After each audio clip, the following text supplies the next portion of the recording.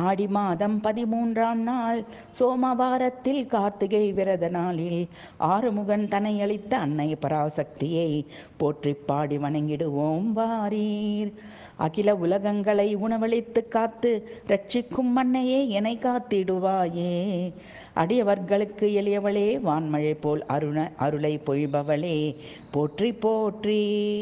ஆதி பரம்பொருளான சங்கரனின் இடது பாகம் குடிகொண்டவளே, ஆலால சுந்தரியே, இன்னருள் சுரப்பவளே, எனக்கு இன்பமான வாழ்க்கை தந்தவளே, இடபம் மீது ஏறி காட்சி தருபவளே, ஈஸ்வரன் துணையோடு ஈடு இணையற்றவளே, அனைத்து ஐஸ்வரங்களையும் அள்ளித் தருபவளே, உவகையுடன் தரிசித்து மெய் சிரித்து நின்றேன் உன் அற்புத தரிசனம் கண்டு என் அன்னையே. ஓயாமல் உன் நாமங்களை சொல்லி தியானிக்கிறேன், என்னை ரட்சித்திடுவாய் ஜெகன்மாதா.